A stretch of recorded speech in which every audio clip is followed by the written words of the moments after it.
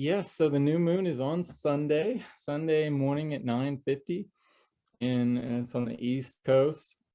And so a new moon in Leo, dancing through the fire, the Lion's Gate. You might have heard about this.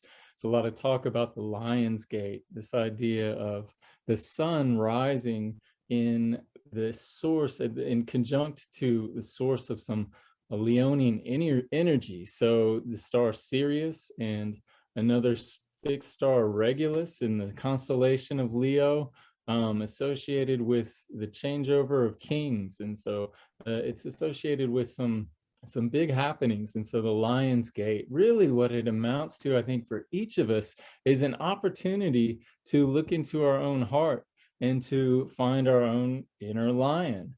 So it's like that picture, you see that meme of the cat looking in the mirror and he sees this great lion. You know, what is our courage? What brings us the courage to step forward and shine our uniqueness? And so that's where we see this Leo Aquarius axis happening. So we'll get there, because Aquarius is all about uniqueness and freedom and new ideas. And Leo is about warmth and connection, and connecting with family and friends and loved ones. So this Leo is really a warm time. I mean, it's the heart of summer here in North America anyway. So here we are, just warming up everywhere. But so a new moon is about the conjunction of the sun and the moon. So there's already this idea of the connection of opposites, the integration of opposites going on. So that within ourself, which shines our being, which is our sun, our conscious identity, you might say our ego, our sense of individuality and who we are and how we radiate in the world. That's our sun. And our moon, our inner moon, is like the moon in the sky, that sometimes it goes dark and becomes hidden. You know, it's our emotional response to life. It's our emotional nature. So that you know, more feminine yin side coming together with the you know, beingness that we are here as an individual. So new moons are really times for getting in touch with that inner emotional nature. What's your emotional response to life? How do you feel? So I hope everyone's feeling okay in this strange time we're in. But now is a good time to really just kind of settle in and take a moment, take a minute, take a day, take a week, however long you can, to settle in and really connect with your heart and your grounded feelings. And so in a Leonine way is to just honor that. You know, Leo is the sign of the lion, the sign of the queen, the king, that inner part of us that just radiates majesty and pride and is just who we are, expressing who we are on the stage of the world. That's essentially Leo. And so what is our heart desire to express? You know, what do we want to feel? How do you want to feel as you're living your daily life, as you're living every day, you're going through things? How do we want to feel as we connect with the people? How do we feel as we connect with people in the world right now? And how do we honor where people are at? Because people are at such individualized places right now too. And that again is the Aquarian polarity. So every sign in the zodiac has an opposite sign. The opposite of Aries is Libra, and the opposite of Leo is Aquarius. So on the wheel, they're on opposite sides, and they represent a polarity, just like the sun and the moon are sort of polarity in us. So with each new moon, that coming together of the two polarities of the sun and the moon is also a sort of expression or an invitation, if you will, for us to look within and say, how are we integrating the energies of this and that, of self and other, or of, in this case, whatever the signs are, but in this case of Leo, of warmth and communion, connection, integrated with Aquarius, which is individuality and free expression and kind of rolling to the beat of your own drum. So how are we integrating those two things? How are we integrating human connection and warmth with our own self self-care and self-realization and self-expression, and what, tapping into our inner genius and bringing that out as we connect with other people. So there's the warmth. So you can see how these two start to blend, this sense of, of who you are and your uniqueness and how you're connecting with other people. And that's really the theme of this new moon in Leo, and of the Lion's Gate too. Really that sense of that expression. It's interesting to think of this combination, this Leo Aquarius. It's like the yin within yang and the yang within yin. Within Leo, there's a little Aquarius, and vice versa. And so what does that look like? Leo, as I said, is the warmth, it's the connection, it's me reaching out with a big hug to the world and to my community, and seeing the best in others, honoring them for their place on this earth, is a strong Leo energy. And when you get someone like that, that kind of person really stands out. And so, Leo, the epitome of Leo, you might think the sort of the pop definition of Leo is someone who likes to be on stage. They want to be in the spotlight all the time. They're just all about themselves. But the high expression of that is really shining that radiance and connection with others, and honoring everybody's place here, knowing that everybody has a place where they can find their own pride in their own being, and just radiate that. And so when you get a leader that's acting that way, that's living that way, that's a very unique person. And so you start to see the Aquarian come out. What's unique about this person? Whatever it is, but they have, when they have the Leo energy turned on, the Aquarian energy gets to shine through, that Aquarian within the Leo. And then the other way around, you think about the Aquarian, what is the high expression of Aquarius?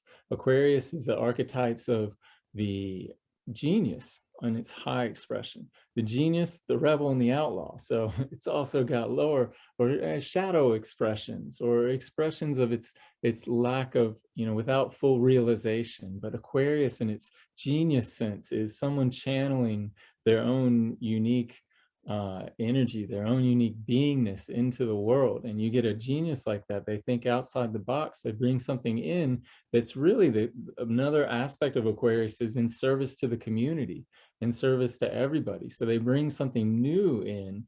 It's the new water, the new ideas coming in. Aquarius is an air sign, ideas, it's this genius way of thinking, really. And so bringing that in and having that be available then to serve everybody. And when you get a person who does that, what do they become? They become on stage. They get in the spotlight because they become recognized. And that recognition and that honoring and taking that, seeing them for their contribution, that's the Leo then. And so they have to learn to accept the Leo within the Aquarius, someone who is there.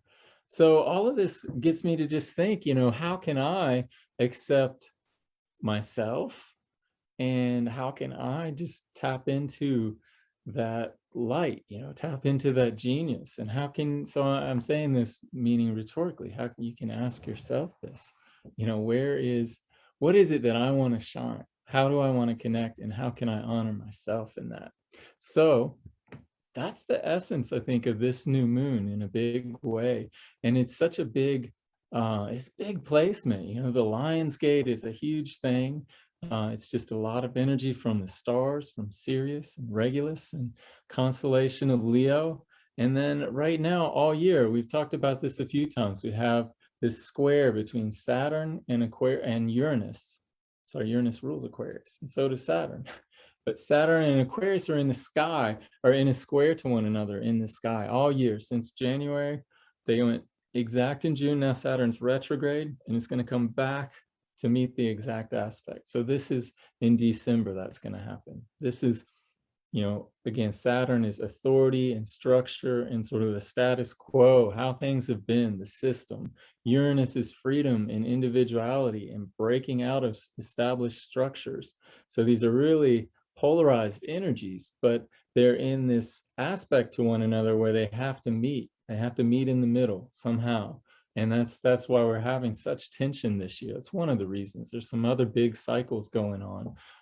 Pluto cycle, I've spoke of a couple times, that the United States is coming to the end of its first Pluto cycle. Pluto return, 254 years next year. So that's a big cycle. But this Uranus Aquarius, this Saturn Uranus square has been going on all year, and we're in the midst of that. And so one of the big things with this new moon is a square to Uranus.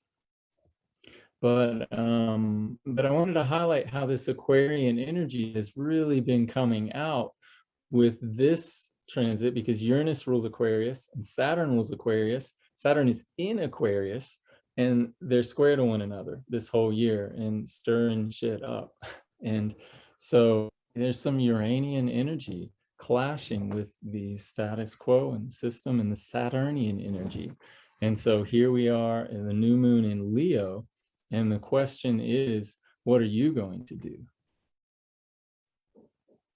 Because the new moon is such an inward, individualized kind of thing that, you know, that's really what it's asking us. And it's highlighting, because this is all going on around us, it's highlighting that sense of how do you feel as an individual? Where do you fall? Where do you rise to meet your higher self, to meet your Leonin self, in your honor, in your pride, in your heart of hearts? You know, where is your expression? Where is it going to come out over the next 6 months, over the next 2 weeks, as the moon grows to full and that cycle starts to take hold? Over 6 months, we'll have a full moon in Leo. And so this will have come to its long expression through that. But that's the big question. Who are you? What do you want to be? And how do you want to express? So I'm going to share my screen. Here's the chart of the new moon, and just point out a couple of things here. So here we have the sun and the moon together in Leo, as we said, and it's there together close by with Mercury. Mercury, the mind, Mercury, that part of us which perceives things, so perception. So really bringing in, you know, a time to sit and think. And, you know, we're feeling, because it's the sun with the moon, where it's a time to sit and feel, but a time to sit and put your thoughts in order, and put your feelings in order, and kind of find some expression and perception of those. So Mercury really just highlights that perceptive capacity that's here now. It's a good time to write speeches, or to, it's a new moon, so it's a good time to write your speech. You could give your speech on the full moon, but it's a good time to journal. It's a good time to write, to find words for how you feel. That's what the big thing there. So then the only major aspect to this new moon is this square to Uranus here. So that's a 90-degree. It's just 2 degrees off of being exact. And it's just past the square, actually, because the sun and moon move faster than Uranus. So it's but it's so close that it's really about integrating that Uranian energy, that idea of, or just that individuality, the freedom. How do we roll to the beat of our own drum? And Uranus in Taurus. So what does that add to it? There's always layers with astrology. You know, it's the part of us that wants to just be free, wants to do what we want to do. And in Taurus, it's about feeling. It's about embodiment. It's about being in the body. Taurus is an earth sign. You picture the bull out on the field, eating grass, soaking up the sun under a clear blue sky. It's the epitome of Taurus. And it's just this beautiful, sensual experience that is simple and slow and rooted and feels good. And so how do we find our uniqueness, our individuality within that? How do we find our groundedness? How do we ground our uniqueness into our experience in a physical way? That's probably the best way to say it. How do we ground our uniqueness into our experience in a physical way? And then can we integrate that with how we connect with others? That's the big challenge with Leo and Aquarius. And it's the big challenge right now at this new moon. It's the big challenge in the world right now. How do we honor ourselves and our uniqueness in our sensory experience, and at the same time connect warmly with others that we're in relationship to in the world? Man, it's a big time. So that's really big on this new moon. That's really the highlight of this new moon. And of course, you know, as I said, it brings in this Uranus Saturn square, which is here. It's stretched a little bit, only 5 degrees apart. That's not much of a stretch, but that's the ongoing square right there. So it's the new moon kind of opposes Saturn 7 degrees. It's a, I'm sorry, yeah, it's a 7 degrees. It's a bit of a stretch, not too far. So integrating responsibility is what that means. You know, our individuality, our uniqueness, our craziness, bring it in, you know, bring it out, connect with other people, accept their craziness, you know, honor them for where they're at in their craziness and their individual expression too, and then be responsible. Saturn. That's really what, I mean, you don't even need the chart or the astrology to tell you that, but that's just in the air so strongly. But this new moon really is going to highlight that then. And so here's another opportunity I'll talk about for a minute that's present in the chart, but not necessarily aspecting the new moon. And it's this Venus Neptune opposition. It's pretty close, 2 degrees there. So Venus is that part of ourself which is in relationship. It's our inner magnetism. It's what we draw to ourselves. It's how we relate to others and how we relate to the world around us. What kind of colors we like, what kind of people we like to be around. What do we like to do? How do we like to feel? And so Venus in Virgo there is in an earth sign. So again, it's about bringing it down to earth. Let's get real and let's be of service. That's Venus in Virgo. Wants to do something that is of value, of service to others. And then Neptune in Pisces here is in its home sign, where Neptune is how we connect with the greater universe, how we actually step outside of our individuality and connect with something that's just beyond anything we know. It's beyond our ego, our individuality, and our sense of self. And Neptune in Pisces, Pisces is all about oneness, the oneness of being. You know, the first dimension. On one level, we are all one. We're all one manifestation happening in the present moment. And Pisces is about how we connect to that. Neptune in Pisces, like I said, is in its home because there's a resonance there. Neptune is that sea of all being. And in the sign of Pisces, it's all about that connection. So how do we bring that unity consciousness that is love, that is acceptance, that is, you know, righteousness, Leo, to use a Leonian word, you know, that is just honoring everything for its place in the sea of being? How do we bring that Neptune down to earth with this Venus in Virgo? You know, we want to relate to people in a practical, earthly, useful way that's reliable, that's grounded too. And so that's what this is asking us, you know, those kind of questions. How do we bring our idealism down to earth? So that's in the air also. And, you know, just a big part of the energy right now. And that's really about, well, there's one other thing, and it's just another long-term aspect that I've talked about before. So I won't talk about it for long, but just mention it here. We're still within the midst of these two long-term aspects: Pluto Neptune sextile, Uranus Saturn square. So these guys are 60 degrees from one another. That's a harmonious relationship. And Pluto Neptune, the epic fantasy. Pluto is that epic. It's that part of us that brings intensity, that it relates to death, that goes into our fear and finds the mythopoetic journey within our life. And that's why it has that epic kind of quality and that quality of fearlessness. It also can bring up a lot of unconscious fears because, you know, who wants to face their fears? And so they get repressed in this. So these aspects bring them out when we have Pluto transits. So, and Neptune is, as I spoke about before, it's that fantasy aspect, the imaginal realm, how we connect to that which is beyond our individuality, and how we connect to our dreams, through our dreams, to our reality, and how we just interface, how we, what's our relationship to the imaginal.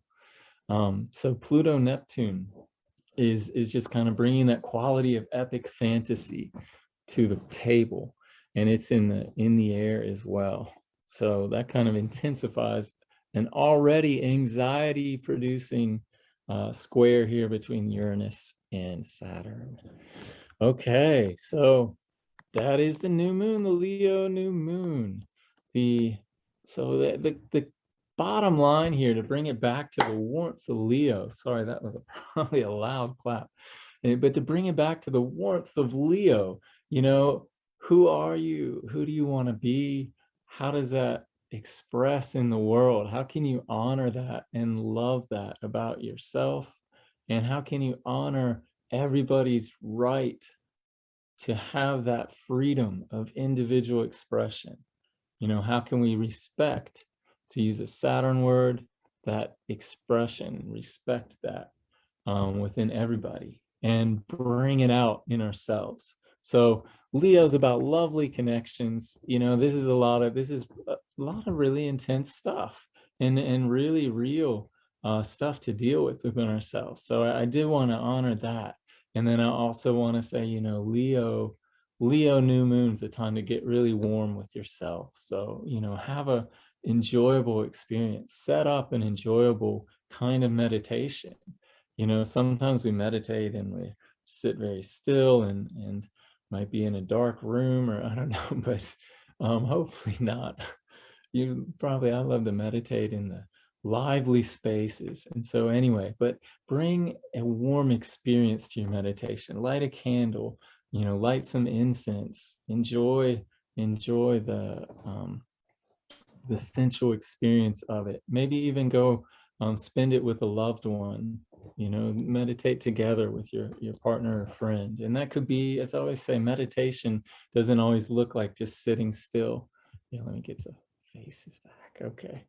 So meditation, yeah, it can be whatever gets you into that Neptunian realm, into that Piscean realm, you know, whatever gets you into a flow state where you're not thinking about all the things you have to do or the things you're worried about, but you're in a flow state. So maybe it's gardening, biking, kayaking, getting outdoors, you know, weaving, knitting, playing music, whatever it is for you. There you go. It's a good time to get into that flow and just really honor that heart space at this new moon. So that's about the conclusion of what I wanted to talk about. I'm going to do a little Qigong with you guys, and then we'll close it out with a little short meditation. So I'm going to go back to the chair. I got my Billy Cat keeping it warm for me there. All right, buddy. It's time. It's time. You're on. You're on. My little Leo.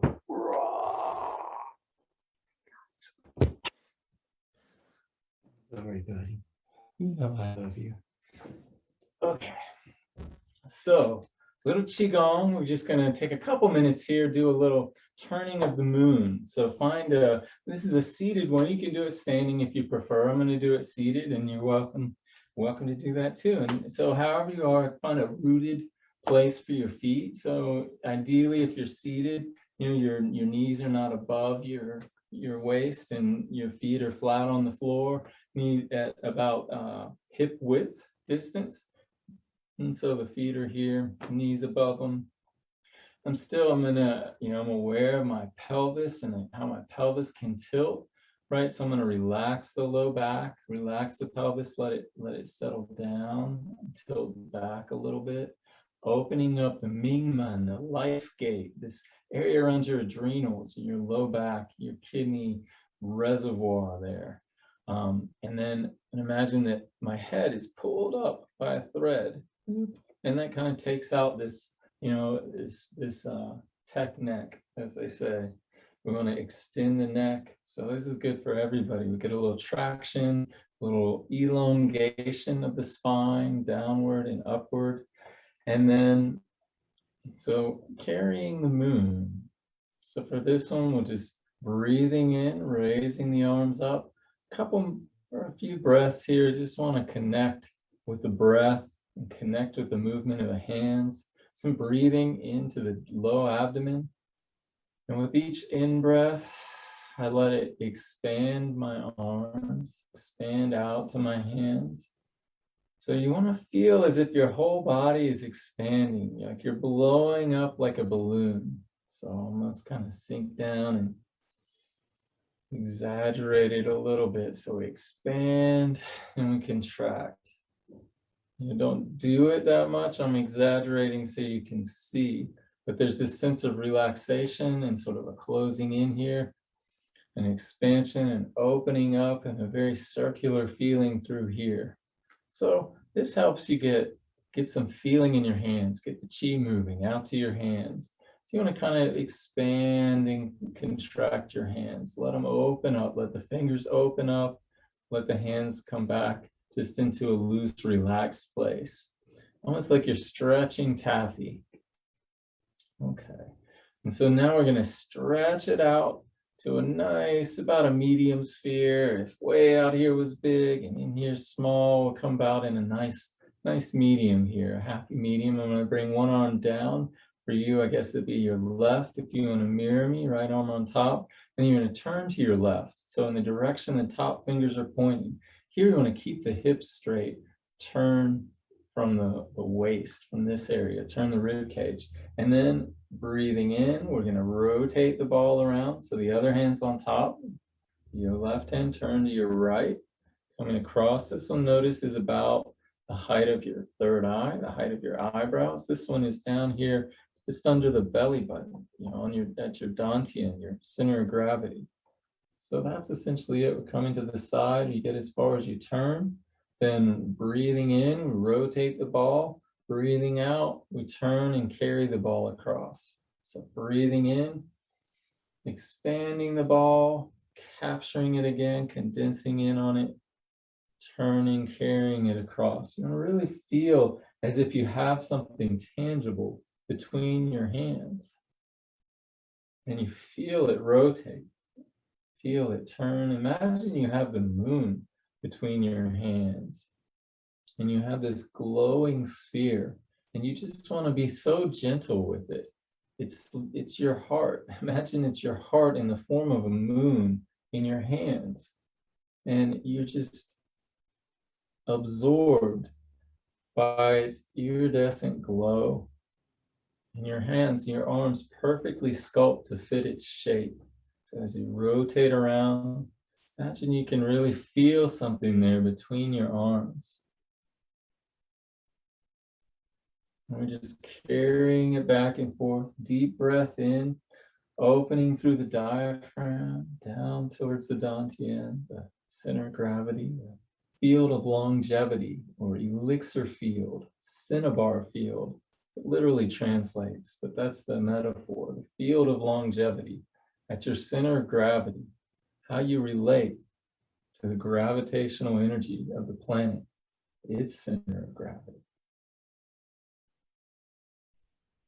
And your breath, the movement. The gravity is the yin, the center of gravity is the yin, the breath is the yang. So how can we combine the two in a way that synchronizes us with the cosmos? Because that's what everything is doing, is breathing around its center, breathing and moving from its center. So that's how we cultivate health. That's why all these Qigong movements are cultivating health, or that's what's kind of at the root of it. Breathing and moving from your center, integrating and synchronizing, harmonizing, balancing. All right. I'm going to take this across one more time. Turn it, bring it back to center. Drop the hands. You can just let the hands fall onto the thighs. Take a couple breaths, deep breaths into the low abdomen.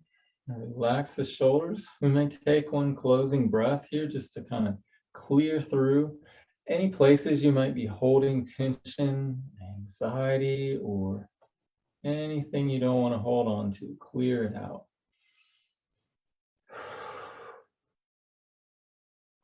Opening up and making yourself receptive to the new moon energy.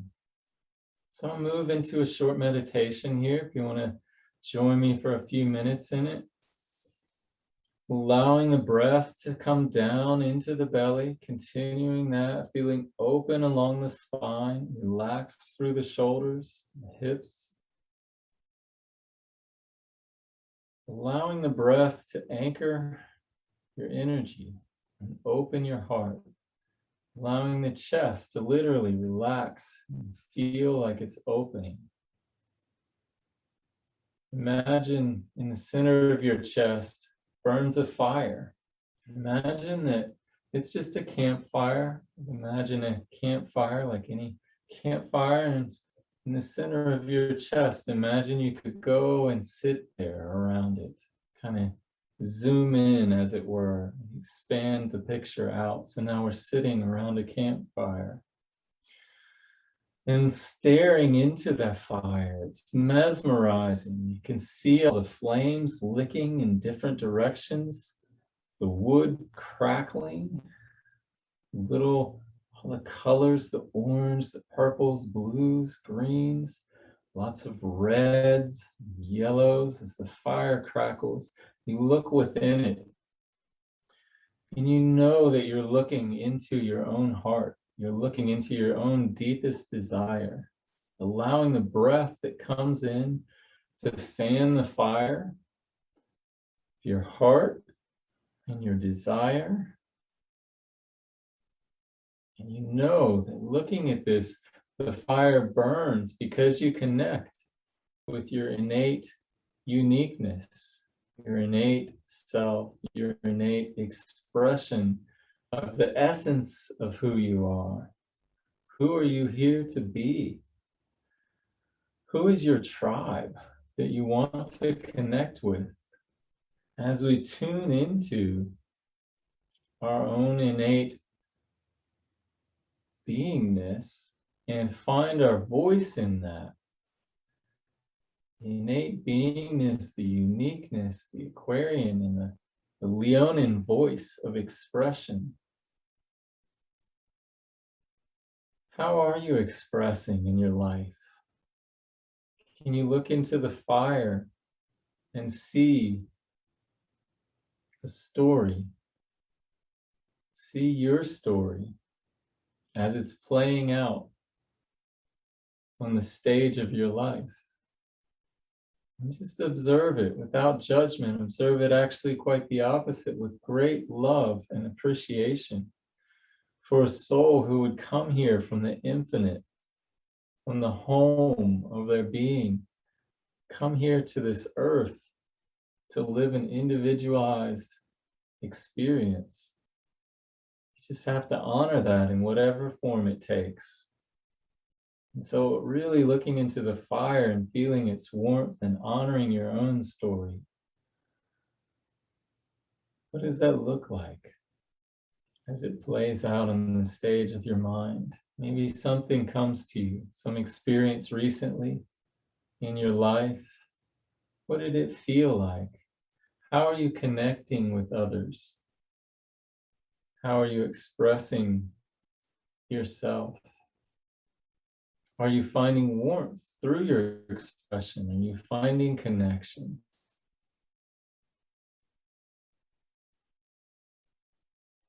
How do you want to be finding connection? What does that look like in your life? Obviously, we all love to be a little more free in our connections right now and gatherings. So finding this warmth is especially important as we move towards the winter time, and finding ways to connect with your tribe, your family, your loved ones, those you feel strong connection to. So as you stare into the fire of your heart in your mind's eye, just allow it to bring to you passionate intuition,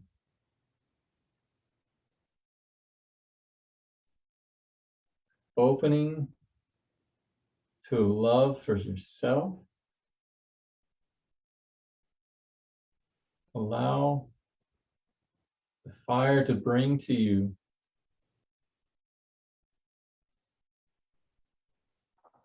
an amplification of your greater nature.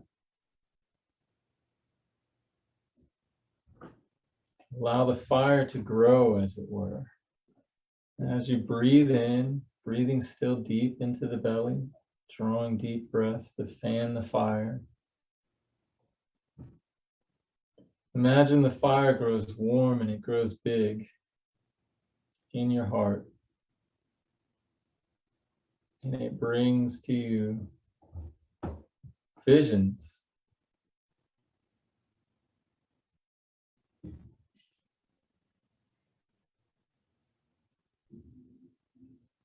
And just sitting with that for some moments, allowing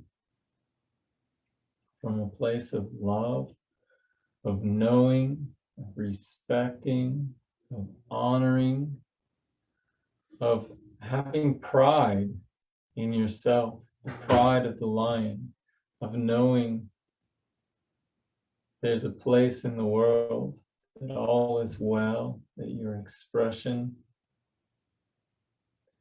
is blooming like a flower opening, will open in its perfect time.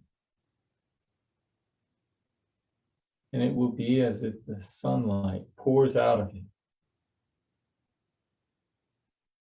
So what does that look like for you at this new moon as we contemplate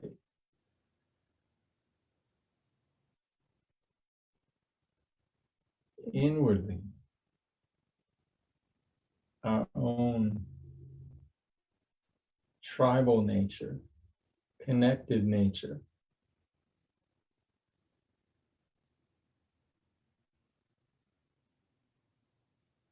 And the polarity of our individual freedom of expression.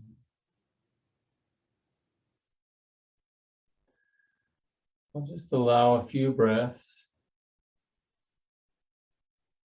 Just ride the breath, follow it in, follow it out. Allow it to bring to mind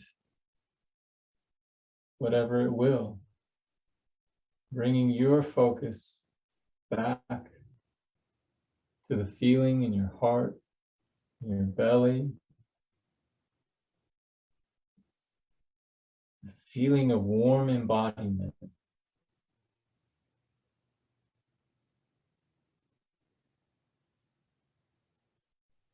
Of your true nature.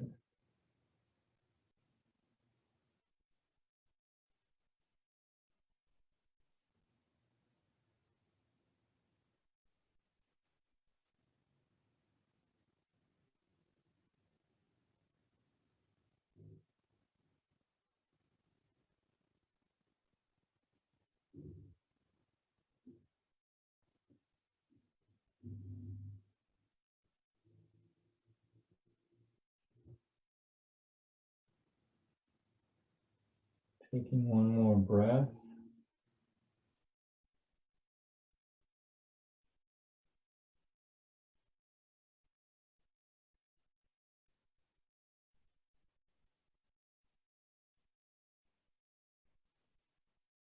Allowing the eyes to open.